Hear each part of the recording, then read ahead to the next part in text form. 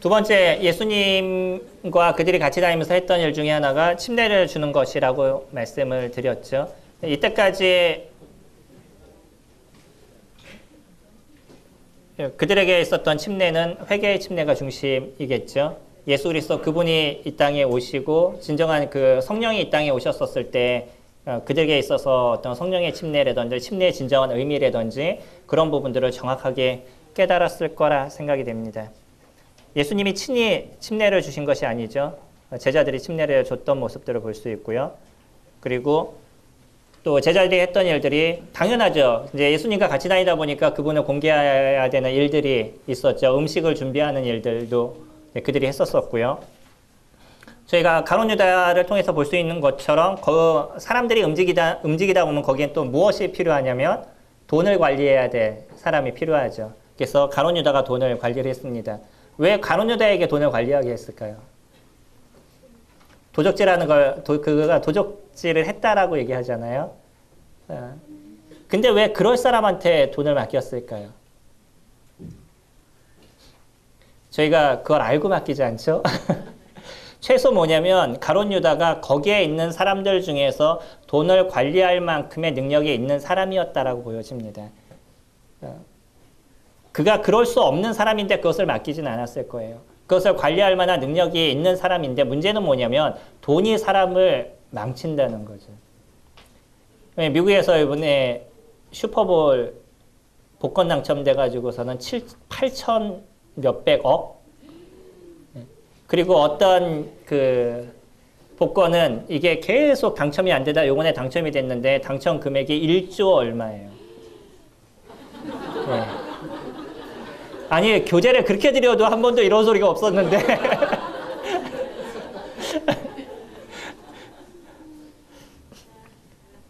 인생이 바뀌잖아요. 그렇죠? 집에 가서 복권 사시기 바랍니다. 근데 제가 우리나라에 복권 당첨된 분들은 기껏해야 뭐 몇 억이잖아요. 근데 이런 분들도 전수조사를 했던 분들의 내용을 제가 살펴봤는데 거의 뭐 90% 이상이 폐인됩니다. 제일 먼저 했던 것 중에 뭐냐면 복권이 딱 당첨되자마자 이혼하고 뭐 이런 분들이 계시더라고요. 돈이 사람을 망치고요. 돈이 사람을 어렵게 합니다. 돈 자체가 문제가 아니죠. 돈 자체가 문제가 아니라 돈을 사랑하는 사람들의 마음이 문제고 지금 이 시대에서 가장 큰 우상은 돈입니다. 그렇기 때문에 돈을 관리할 수 없다 그러면요. 저처럼 갓쥐를 마셔요. 그게 제일 편해요. 뭐 재테크할 생각도 안 합니다. 그냥 주시면 쓰고 없으면 못 쓰고 뭐. 세 번째 그들이 했던 건 주님께 오는 사람들을 선별하는 일도 했었어요. 이거는 그들이 조금 잘못된 모습인 거. 주님은 모든 사람을 받아들이려고 했지만 그들 스스로는 또 나름대로의 자기들이 갖고 있었던 권위가 있었죠. 그래서 우리는 예수님을 모시는 자야. 그러니까 이 예수님 앞에 나오는 사람들은 우리가 좀 관리를 해야 돼. 뭐 이런 생각들을 그들이 갖고 있었던 것 같습니다. 그래서 어떤 아이를 예수님 앞에 데려나오려고 했더니 못 가도록 이렇게 꾸짖었었죠. 이게 이제 제자들이 갖고 있었던 잘못이기도 하고요. 그리고 또 어떤 면에서 예수 그리스도를 그렇게 보호하고 또 지키는 일들도 그들이 같이 하게 되죠. 예수님이 겟세마네 동산에서 잡히시게 될 때도 그때 베드로가 칼을 빼서 말구의 귀를 이렇게 내려치잖아요. 그런 것처럼 그런 나름대로의 자기네들은 그런 어떤 생각들을 가지고 있었던 것으로 보여집니다. 그리고 했던 일들, 뭐 이거는 동일하게 예수님을 섬기는 일이었는데 예수님께서 말씀하시면 배를 준비하는 일들도 있었고요. 그리고 유월절을 준비하기 위해서 방을 준비하거나 아니면 나귀를 가져오거나 이런 예수님의 말씀에 따라서 순수하게 그들의 어떤 우리가 소위 얘기하는 허드렛 일을 그들이 다 했었던 거죠. 주님을 섬기는 것에 있어서 허드렛 일과 고귀한 일이 있나요? 자꾸 사람은 그것을 나눕니다. 메시지를 전하면 고귀한 것처럼 느껴지고요. 장로가 되면 고귀한 것처럼 느껴지고 화장실 청소를 하면 잘못해서 화장실 청소하는 것처럼 다 소중하고 귀한 일인 거죠. 예수 그리스도 그분과 함께했던 제자들도 이런 일을 했었어요. 사실은. 이게 우리가 놓치고 있는 많은 것 중에 하나다라는 생각을 저도 준비하면서 더 많이 가졌었습니다. 우리에게 하는 모든 일들이 하나님의 나라를 세우는 일들이고요. 우리가 하는 모든 일들이 복음을 위해서 준비하는 일들인 거죠. 내가 친히 입술을 열어서 복음을 전하지 않는다 할지라도 하나하나 하는 그런 일들이 합쳐져서 결국은 구도자들이 교회에 오게 되고 그들의 마음이 열려서 주님을 믿게 되는 일들을 이뤄가는 거기 때문에 그 하는 일들에 대해서 우리가 소중하게 여기고 그것을 귀하게 여길 수 있다 그러면 충분하게 모든 일들이 하나님 나라의 확장을 위해서 섬기는 일들인 거죠. 성도님들 한 분 한 분의 섬기는 그런 일들이 그렇게 소중하고 귀하다라고 생각이 됩니다.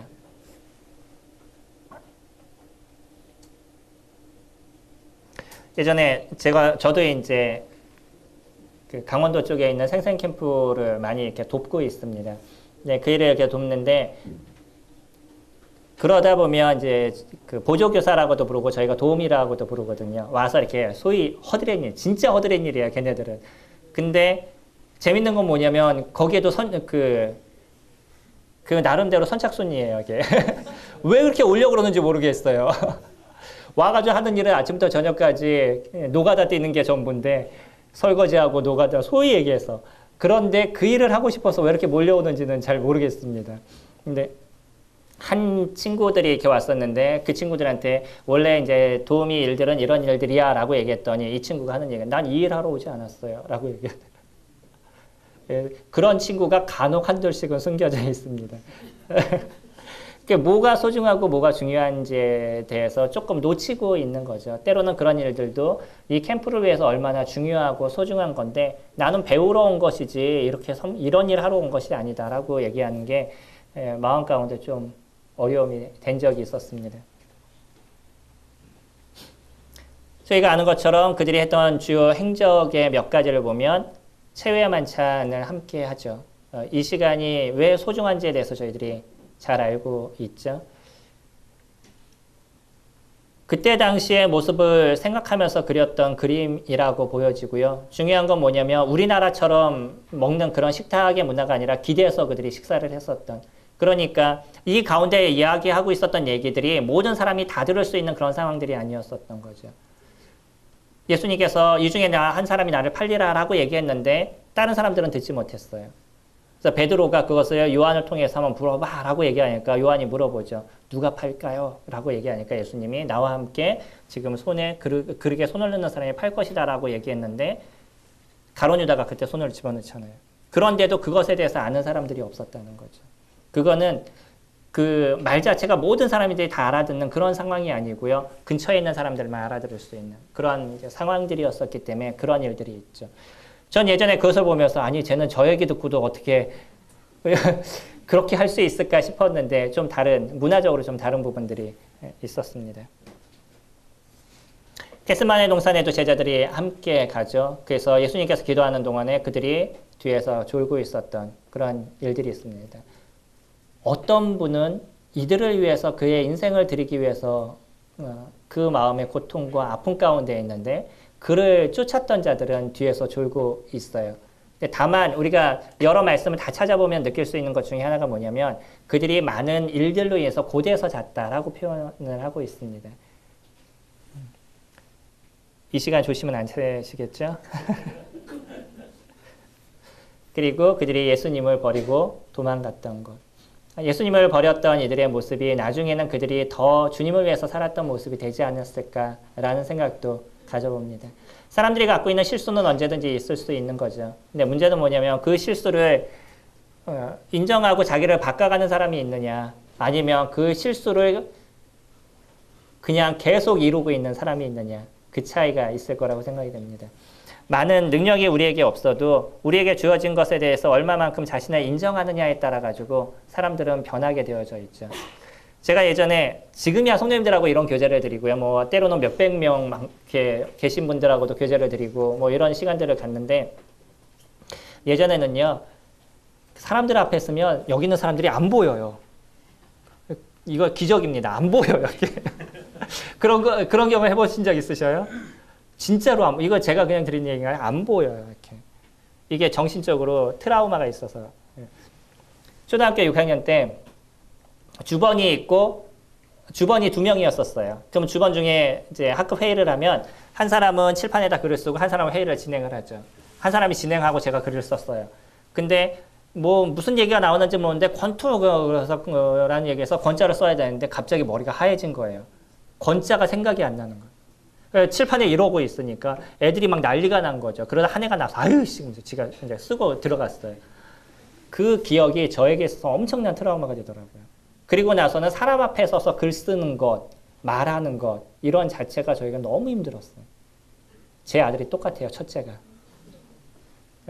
첫째가 거의 저하고 그런 모습이 비슷하고 둘째는요. 저희 자매 닮아서 어디든지 나가면 가서 자기가 제일 먼저 서요. 이번에도 훈련 받으러 가서 중대장하고 왔더라고요. 그 첫째가 아니 걔 미쳤어? 왜 그 일을 해? 왜 힘들게 그 일을 해? 왜 가서 고생해? 이건 첫째, 실리적인 애 첫째 생각이고요. 둘째는 뭐 해보지 뭐 이런 생각인 거예요. 이게 저하고 저희 자매가 얼마나 다른지 알겠죠. 그리고 저희가 사는 게 기적이죠. 그래서 그래서 제 자신을 어떻게 변화시키는가에 대한 노력이 저도 상당히 많았었습니다. 실수한 부분에 있어서 그냥 제 자신을 인정했어요. 그래, 난 이래. 앞에 섰다가 어떤 실수를 하면 그게 내 모습이야. 그냥 인정하라고. 다만 주님 앞에 주님 제 이대로의 모습 속에 남아있고 싶지 않습니다. 그냥 좀 건너뛸 수 있으면 좋겠습니다. 그런 기도를 수없이 드렸어요. 그러면서 지금은 성령님들하고 이렇게 교제를 드리는 시간들을 갖는데 여전히 저도 이 시작하는 시간도 동일하게 떨리지만 예전처럼 안 보이진 않아요. 다 보입니다. 7번째, 예수님의 부활을 목격했던 것. 뭐 우리가 다 아는 내용들이지만 그냥 그 흐름을 이제 생각해 보시라. 왜 이런 것이 성경에 등장하고 왜 적어주고 있느냐는 거예요. 성경에서 적어주고 있는 내용들을 그냥 적어주는 것은 그렇게 많지 않습니다. 대부분 그렇게 적어주신 이유들이 있고요. 그런 얘기를 해야 될 필요성이 있었던 거예요.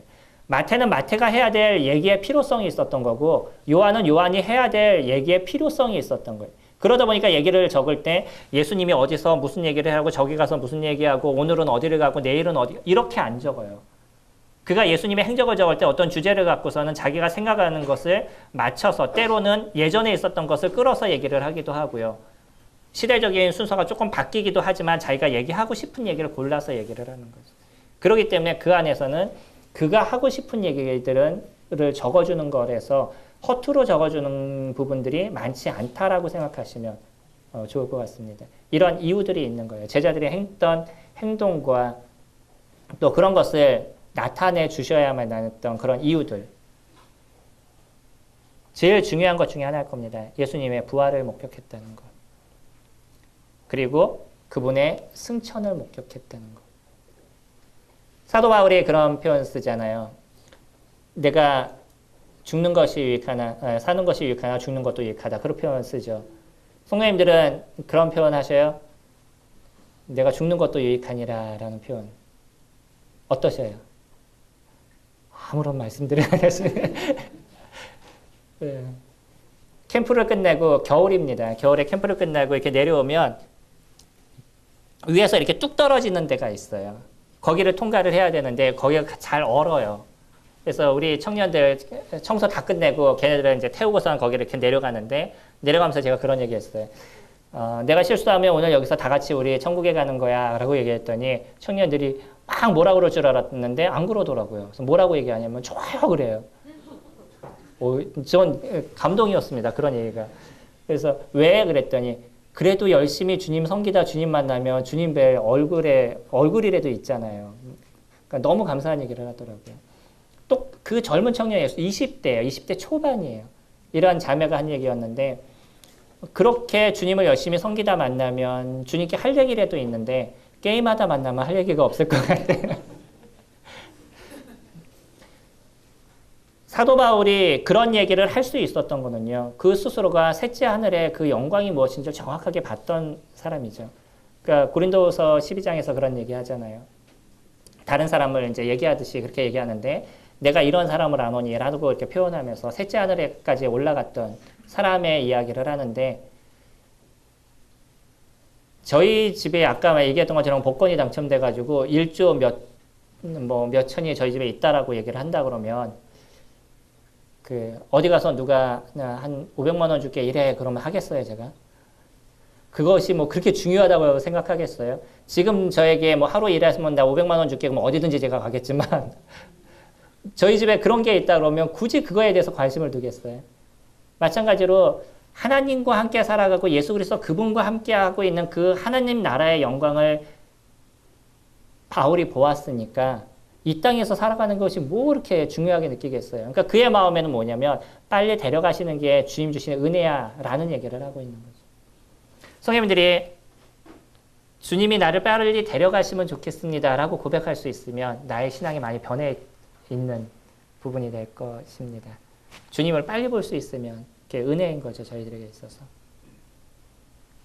성령의 오심을 그들이 기다리는 시간을 가졌고요. 예수 그리스도께서 부활하신 그 이후로 50일 지났었을 때, 그러니까 유월절 뒤로 50일이죠. 50일 지났었을 때 그 오순절날 성령이 임하시게 되죠. 그들이 성령이 임하시기 전까지 같이 다락방에 모여서 기도하는 시간들을 가졌고요. 그 기다리는 시간 속에 그들이 했던 것이 한 명 부족했던 마띠아를 다시 얻는 그런 시간들을 가져가게 되죠. 그리고 성령의 임재하심을 그들이 친히 목격을 하게 됐습니다. 제자들에게는 성령이 임하시는 모습을 보았어요. 성령님을 보았다는 것이 아니라 그런 현상에 대한 부분을 그들이 보았던 거죠. 그거는 그만한 이유가 있습니다. 지금도 우리가 성령이 임하는 모습을 본다 그러면 많은 사람들이 교회를 다닐 수 있을 것 같아요. 근데 지금은 아니에요. 성령님들한테 성령이 막 임했을 때 뭐가 이렇게 보이셨어요? 쑥 들어오는 게. 저희는 그러지 않잖아요. 그렇지만 우리 안에 하나님이 함께 하신다는 것, 더 정확하게 얘기하면 내가 하나님 안에서 살아가고 있다는 것에 대한 걸 저희들이 정확하게 알게 되죠. 간혹은 우리 안에 하나님이 계십니다. 우리 안에 성령님이 계십니다. 우리 안에 예수님이 계십니다. 이런 얘기를 하다 보니까 내 안에 예수님이 있는 것처럼 생각을 가잖아요. 내 안에 예수님이 계시나요? 내가 예수님 안에 있는 건가요? 내가 예수님 안에 있는 겁니다. 이거 개념이 변화버리면 내가 더 큰 존재가 돼버리는 거예요. 인간이 갖고 있는 상당한 이기적인 생각들입니다. 우리 안에 성령님이 계십니다. 표현이 성령에도 등장을 하지만 그러나 정확하게 얘기하면 우리가 성령 안에서 살아가고 있는, 성령님 안에서 살아가고 있는 거예요. 그래서 제가 성령 이런 표현 쓰는 것도 그렇게 좋아하지 않습니다. 성령님이신 거죠. 저희 우리나라 어법으로 얘기한다 그러면 하나님이시잖아요. 근데 꼭 성령님을 얘기할 때는 뭔가 좀 떨어지는 그래서 성령 이렇게 자꾸 얘기하는데 가급적이면 저는 그런 표현을 저희 교회에서 많이 씁니다. 성령님이라는 표현을 제가 많이 쓰는데 그 성령 하나님 안에서 우리가 살아가고 있는 거죠. 그리고 그들이 했던 그 다음에 바로 중요했던 일이 무엇이냐면 예수 그리스도를 선포하는 일들을 그들이 이뤄가죠. 2장 42절부터 보면 거기에서는 그들을 가르치는 일들, 함께 모여서 떡을 떼는 일, 많은 일들이 등장하죠. 제가 44절까지만 적었는데 47절까지 보면 그럼으로 인해서 생기는 일들이 뭐냐면 많은 사람들이 주님 앞에 돌아오는 일들이 발생하게 되죠. 이들이 하는 행동과 모습들이 결국 다 무엇과 결부가 되냐면 복음을 전하는 것과 결부가 되는 거예요. 하나님께 예배드리고 주님 앞에 성만찬을 드리고 찬양을 드리고 기도하고 이런 모든 것이 결국은 사람들이 예수 그리스도를 알 수 있는 기회를 제공해 주는 거였죠. 그리고 더 직접적으로 길거리에 나가서 복음을 전하는 이런 일들을 제자들이 해왔었습니다. 이들이 이런 일을 한다는 건 결국은 무엇을 포기한 거냐면 자기의 목숨을 포기한 거죠. 너무 재밌지 않아요? 기껏해야 50일 전에는 이들이 했던 일이 뭐냐면 잽싸게 도망가는 거였어요. 50일이 지났는데 완전히 변한 거예요. 그리고 나서 했던 게 뭐냐면 죽으면 죽으리라는 삶을 그들이 살아가게 되죠. 우리 안에 성령님이 함께 하시는 것이 얼마나 강력한 역사가 우리 안에서 일어나고 있다는 걸 저희들이 보게 되는 놀라운 겁니다. 우리가 이 땅을 살아가면서 아유 주님 믿었지만 우리 육신이 약해서 핑계예요. 육신이 약하죠. 당연히. 저도 약합니다. 그러나 변하지 않는 중심은 뭐냐면 성령 하나님께서 우리를 이끄시는 그 강력한 힘이 무엇인지를 자꾸 놓치고 인생을 살기 때문에 세상의 것이 하나님보다 더 커 보이는 그런 문제가 우리들에게서 발생하게 돼요. 너무나 놀라운 일이 그들 속에서 일어났습니다. 그리고 그들은 보았던 것을 정확하게 선포하는 일들을 이뤘고요. 그리고 예루살렘 공의회에서 저희들이 아는 것처럼 그들 속에 이제 시간이 지나면서 사도행전 1장부터 12장까지는 베드로에 대한 얘기가 나오죠. 13장부터 마지막까지는 바울에 대한 얘기가 등장을 하죠. 그래서 12장까지 내용을 쭉 살펴보면 여러 가지 얘기가 등장을 하지만 그 속에서 무엇이 나타나냐면 하나님의 말씀에 교리가 정립이 되는 것이 등장을 해요. 그때는 완전하지 않았잖아요. 지금은 저희가 성경을 갖고 있으니까 하나님 우리에게 얘기하시는 것이 정확하게 정립이 됐고 우리가 어떻게 살아가야 될지가 정립이 됐는데 그때 당시에는 그런 게 없었었고 구약 성경밖에 없었었죠. 그리고 신약 교회의 원리라는 게 없었어서 그 원리는 예수님이 제자들을 통해서 3년 반 동안 가르쳤던 그 모든 것 속에서 나중에 다시 등장을 하기 시작한 그들의 말로 등장하게 되고 글로 등장하게 되고 그러면서 지금 우리 가운데 이 정경으로 정립이 되어져 있는 거죠. 그러니까 교리적인 문제도 이들이 유대인들이었기 때문에 유대인들이 갖고 있는 그들의 율법의 어떤 사상에서부터 벗어날 수 있는 게 무엇인지를 그들이 정립해야 될 필요가 있었던 거죠. 여전히 예수 그리스도를 믿어도요. 그들은 배타적인 모습들을 갖고 있는 사람들이 있었어요. 유대교에 정통한 사람들은 자기네들만이 이러한 구원의 역사가 일어난다라고 생각하고 이방인들에게는 없다라고 생각을 했는데 그것을 깨시죠, 하나님께서. 그리고 또 할례에 대한 문제들, 이런 문제들도 해결을 하다 보니까 예루살렘 공의회가 성립이 되게 되고 그때 모였던 사람들을 통해서 그것을 어떻게 정립해야 될지에 대한 정립을 이뤄가게 됐었죠. 이런 부분들이 그들이 했던 주요 행적들입니다. 별로 없죠. 뭐 특별한 게 나올 줄 알았는데 별로 나오는 게 없죠. 이게 사실은 우리가 살아가는 길이다, 그리스도인들이 살아가시는 길이다라고 생각하시면 좋을 것 같습니다. 아주 단순한 거지만 이 단순한 길들이요, 우리가 믿음의 삶을 살아가는 길의 모습이었어요. 이에요. 그들의 변화의 모습을 보면 아까 저도 조금씩 변화하는 저의 모습을 잠깐 말씀을 드렸던 것처럼 이들도 엄청난 변화들을 이루게 되죠. 먼저는 베드로나 안드레, 야고보, 요한은 어부였었어요. 어떤 한계가 있다는 걸 저희들이 보게 되죠. 직업에 한계가 있다는 걸 저희들이 볼 수 있고 또 마태는 어떤 사람이었냐면 세리였었죠. 그리고 시몬은 열심당원이라서 이 열심당원이 갖고 있는 그 강력한 힘이 있잖아요. 타협하지 않는. 그래서 이게 좋은 방향으로 열심당원이 되면 좋은데 잘못된 방향으로 열심당원이 되면 문제가 크게 발생하는. 시몬은 그런 쪽에 속해 있었던 사람이었습니다. 그러나 이런 사람들이 나중에 보게 되면 변화의 모습을 저희들이 볼 수 있죠. 완전한 변화들을 저희들이 발견하게 됩니다. 당연히 저희들도요. 완전한 변화들을 이룰 수 있는 완전 성화주의가 아니고요. 저희들이 변해갈 수 있는 충분한 변화의 모습을 날마다 이룰 수 있는 그런 존재들인 거죠. 육적이나 영적인 모습 속에서도 그들의 어떤 결함들을 저희들이 볼 수 있는데 그들이 예수님과 함께 있었던 모습에는 예수님과 같이 있는 상황 속에서도 폭풍우를 두려워했던 게 이들의 모습이었었어요. 그리고 또 재밌는 게 뭐냐면 누가 큰지에 대해서 서로 다투고 있는. 참 이들이 재밌어요. 사람은 어디든지 가면은 그 중에 서열을 정하려고 그러는 거 우리나라뿐만 아니라 딴 데도 마찬가지인 것 같아요.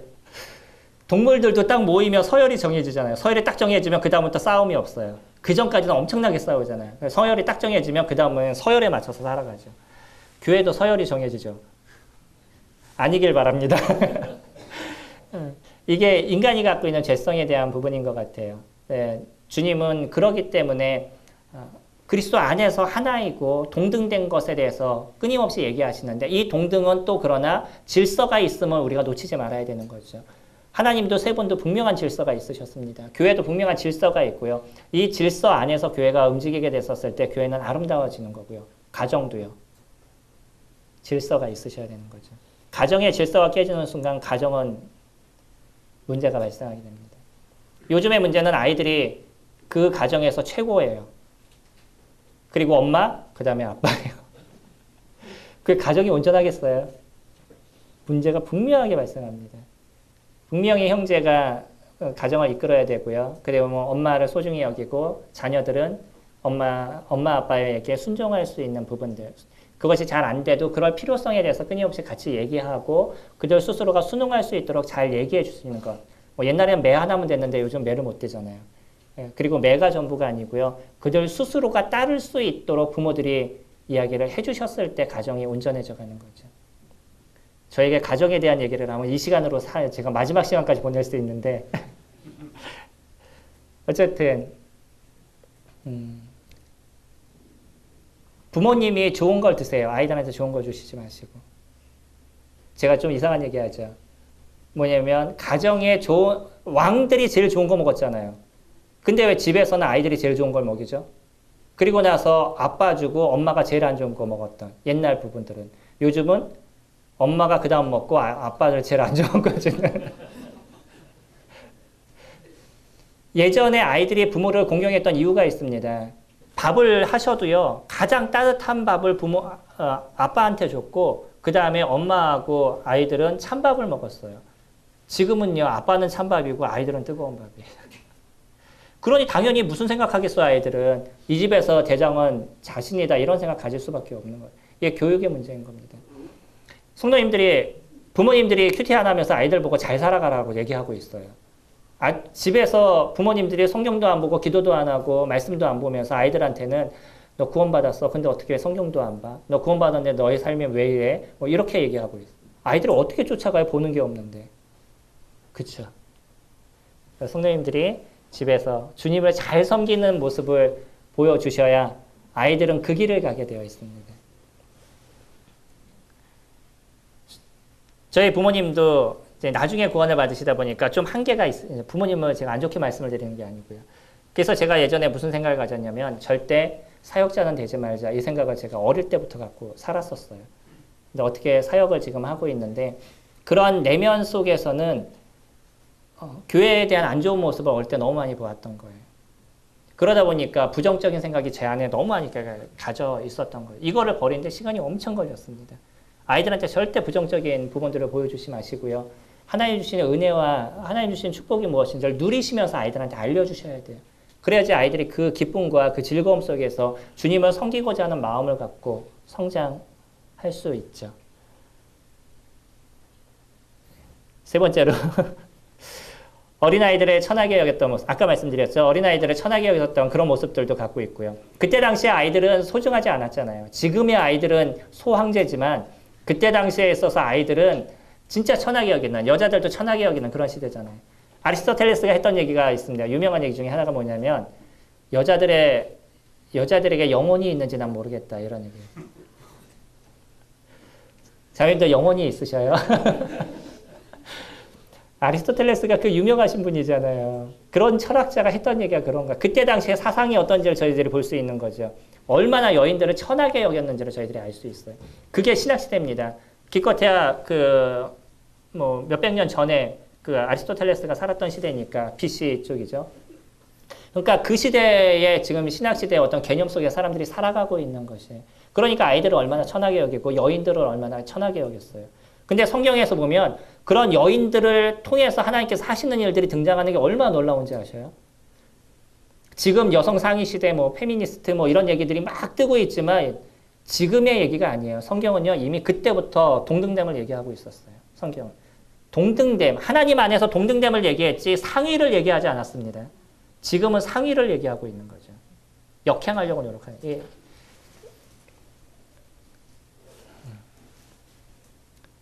네 번째, 유대인으로서 성전을 귀하게 여겼던 그들의 유대인의 사상을 갖고 있었기 때문에 그들에게 있어서 성전은 엄청나게 소중하고 중요한 것이었어요.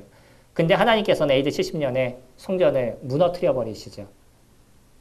그 이유들이 있습니다.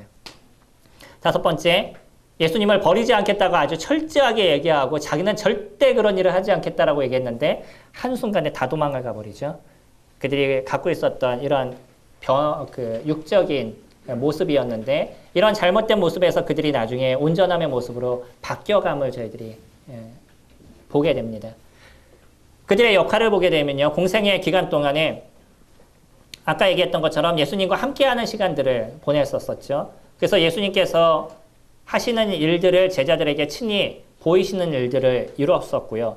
그리고 이런 부분들은 곧 예수 그리스도 그분이 안 계실 때 예수 그리스도 그분을 드러내는 자양분으로서 사용이 돼 나갔습니다. 그리고 인격적인 변화의 모습들을 그들이 가져가게 되죠. 아까 같은 그런 잘못된 모습들, 아니 인격적인 어려움이 있었던 이들의 모습이었는데 나중에 보면 완전히 변해버리는.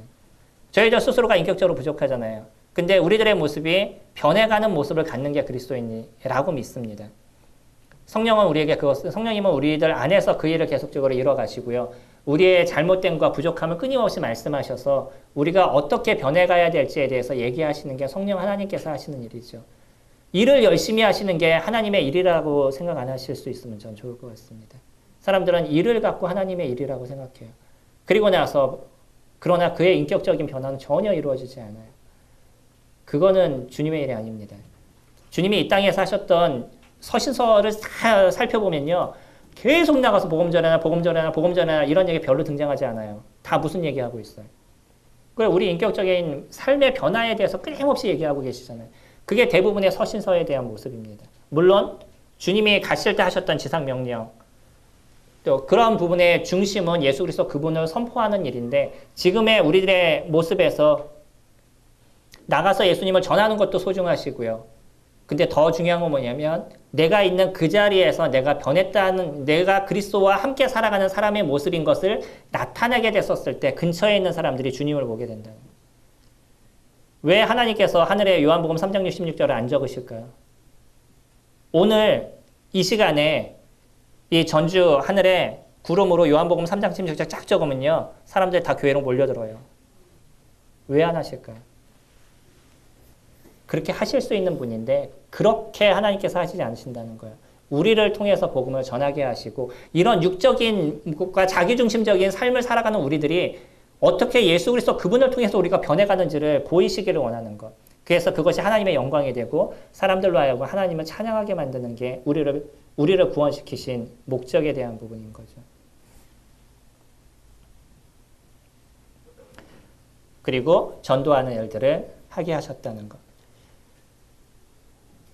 주님께서 그들을 선택하셔서 이제 보내시죠. 제자들을 보내면서 너희들이 가면서 전파하여 말하되 천국이 가까웠다라고 얘기를 하라라고 얘기를 하죠. 이제 천국이 가까웠다. 처음 선포가 그것입니다. 천국이 가까웠다. 천국의 개념을 우리가 잘 가질 수 있으면 좋겠죠. 죽어서 가는 곳이 천국이 아니죠. 천국은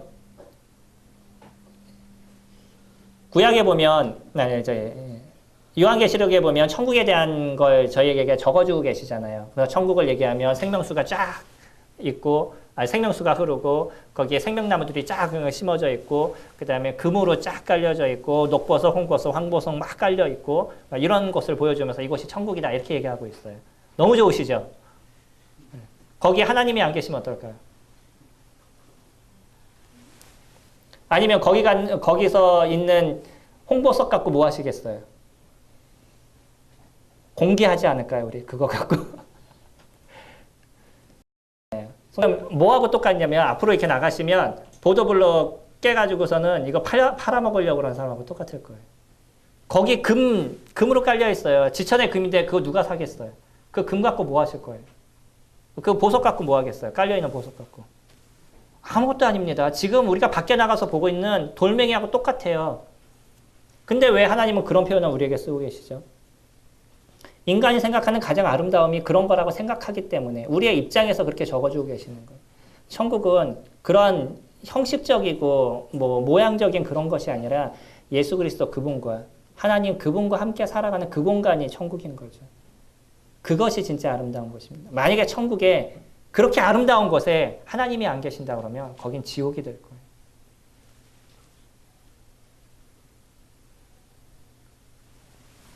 세 번째로 병을 고치고 귀신을 쫓아내는 권세를 주셨어요. 제자들이 이 일을 했습니다. 이거 너무 놀랍지 않나요? 예수님을 버렸던 사람들이에요, 나중에는. 근데 그들이 어떤 역할까지 했냐면 병을 고치는 역할들을 했고요. 귀신을 쫓아내는 역할도 했어요. 물론 제한적이었죠. 어떤 귀신을 쫓아내는데도 못하는 것이 있었고 그래서 예수님한테 책망을 듣는 내가 언제까지 이렇게 얘기하시는 그러한 부분도 있었지만 이들에게 병을 고치는 일, 또 귀신을 쫓아내는 권세를 부여해 주신 거예요. 이들이 능력이 있는 것이 아니라 능력이 누구에게 있는 거예요? 예수 그리스도 그분에게 있는 것을 그들이 할 수 있도록 도우신 거죠. 만약에 지금도요, 하나님이 필요하시다면 우리에게 그런 권능을 주실 것입니다. 근데 그것이 왜 주셔야 되느냐? 이유가 좀 정확해야 될 필요가 있는 거죠.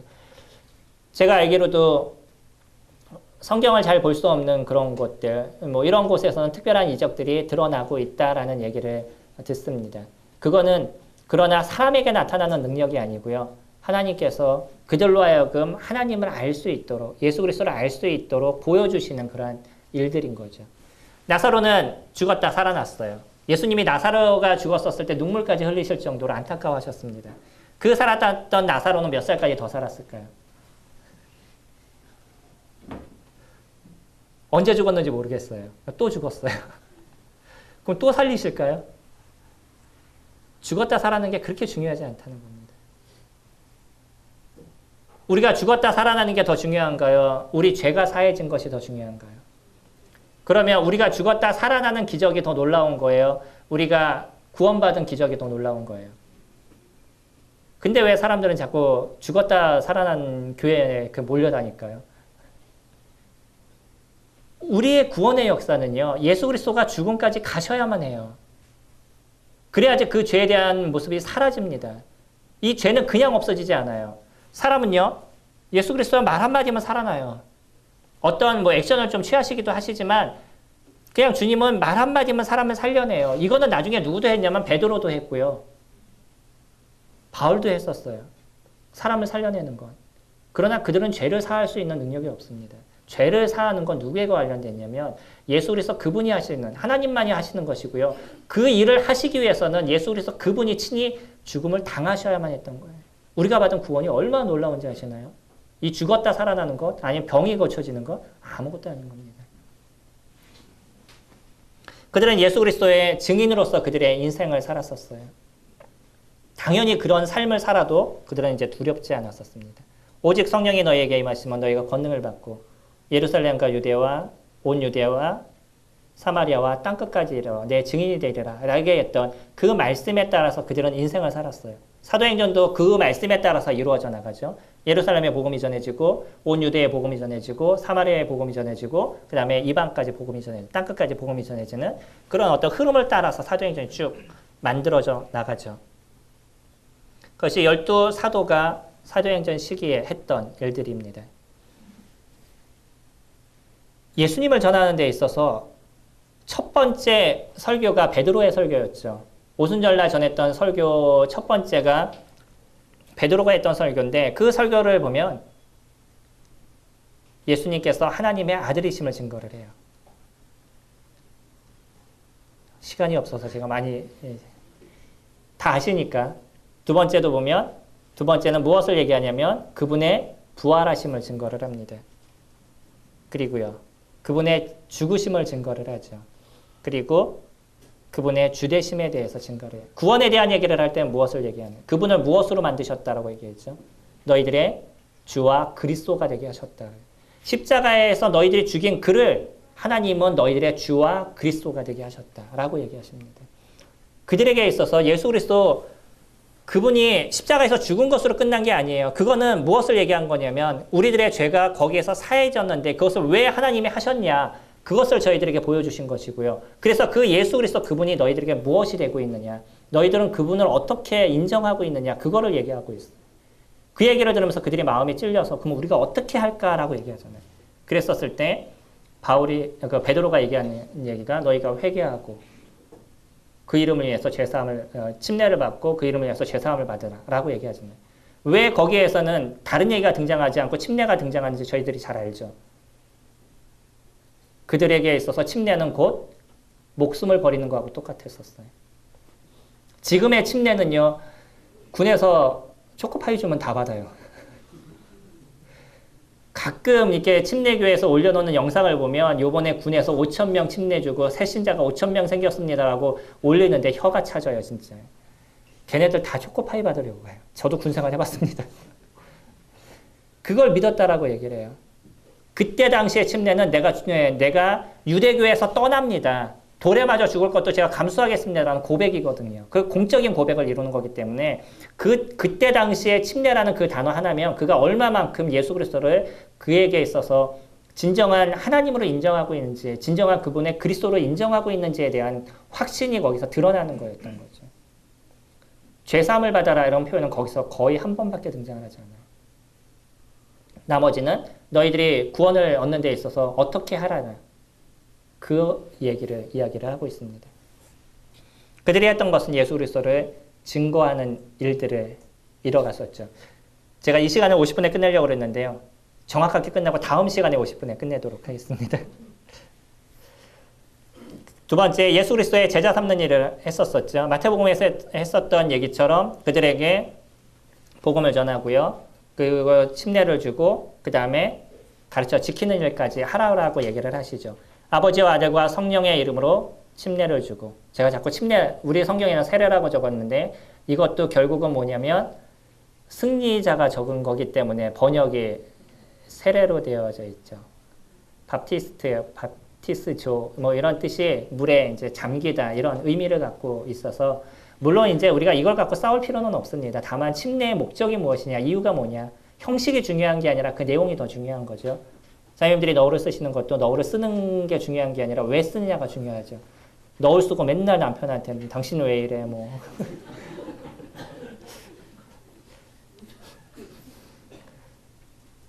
두 번째, 예수 그리스도의 말씀을 가르치는 일들, 이런 일들을 그들이 했었었죠. 복음을 전하고 끝난 것이 아니라 그들에게 침례를 주고요. 그리고 그들에게 말씀 안에서 살아갈 수 있도록 가르치고, 또 거기서 안 끝나죠.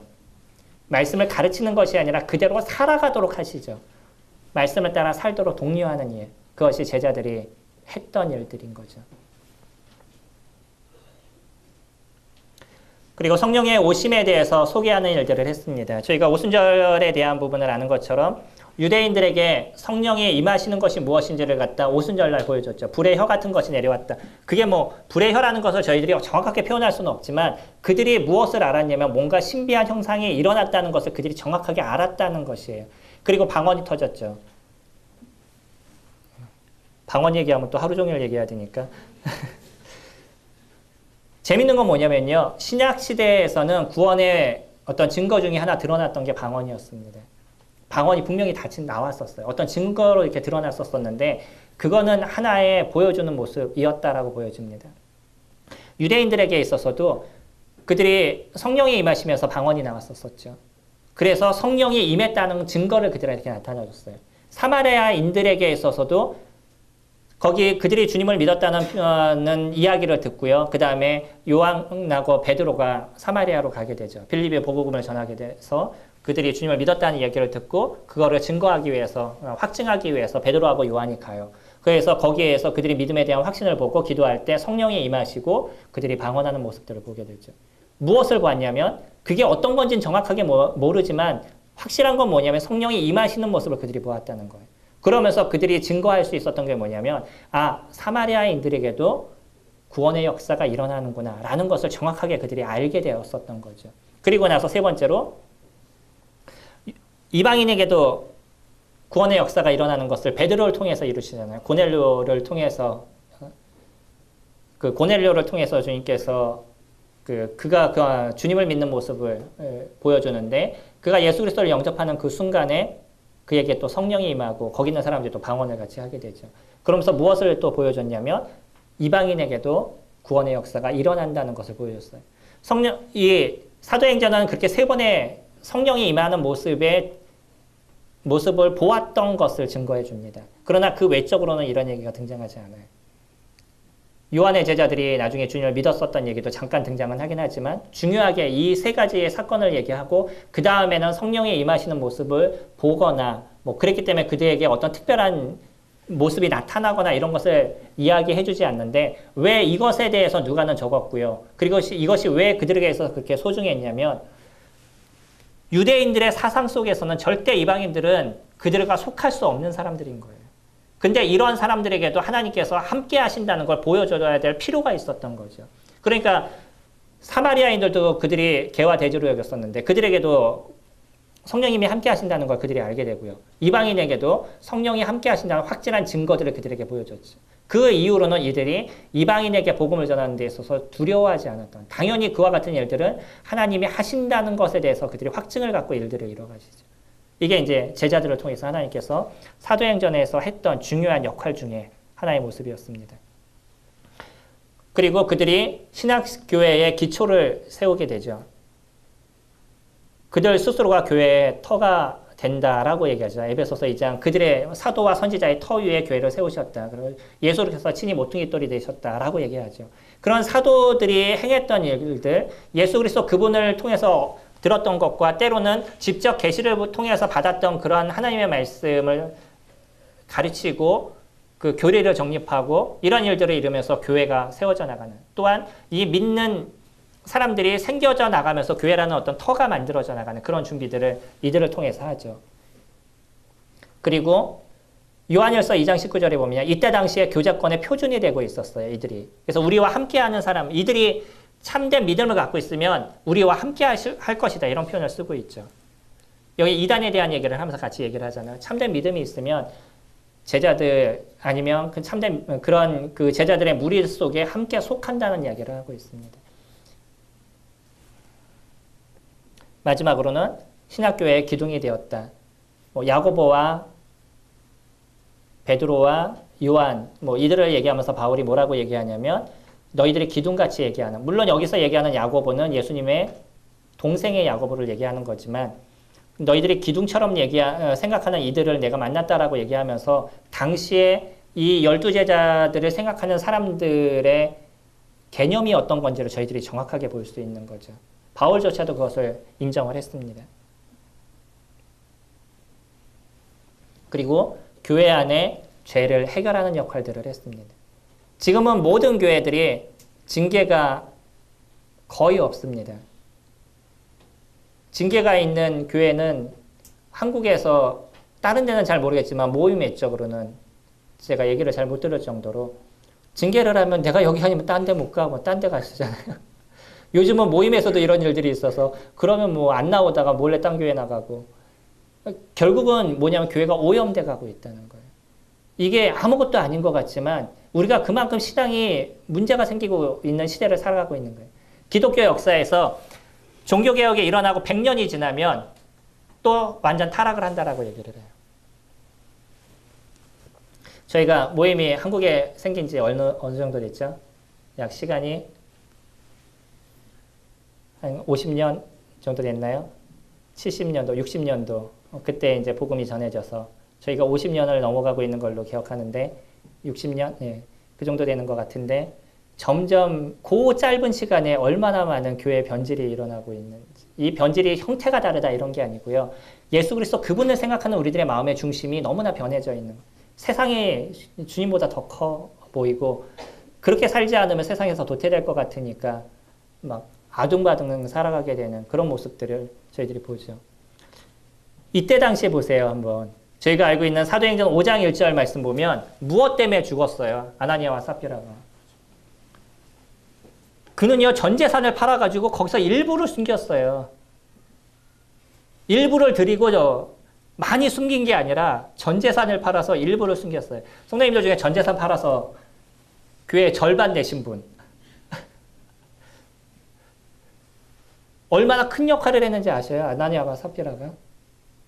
절대요. 그가 대충 생활하지 않았어요. 그 많은 것에서. 근데 그 작은 성령을 속이는 그 모습이 그애가 죽음까지 내모는 모습이었어. 얼마만큼 신약교회가 죄에 대해서 민감했는지를 저희들이 볼 수 있죠. 만약 지금 저희가 신약교회를 표방합니다. 신약교회의 모습대로 저희는 선비입니다. 라고 얘기하는데 저희가 신약교회의 모습이었으면 다 죽었어요, 지금. 우리가 갖고 있는 죄의 모습이라면 여기서 버틸 수가 없어요. 이런 모습이라면. 그만큼 강력했었습니다. 그러니까 하나님의 역사가 일어나고 성령님의 역사가 아주 강력하게 일어나는 모습들이 그들 속에서 드러나게 되는 거죠. 저는 지금도 개인적으로 생각할 때 우리가 이와 같이 순수하게 하나님만을 바라볼 수 있고 진짜 그분을 생각하는 삶을 살아가면 그 속에서 나타나는 신약교회의 아름다운 기적과 이적들의 모습들이 우리들을 통해서 드러날 거라고 믿습니다.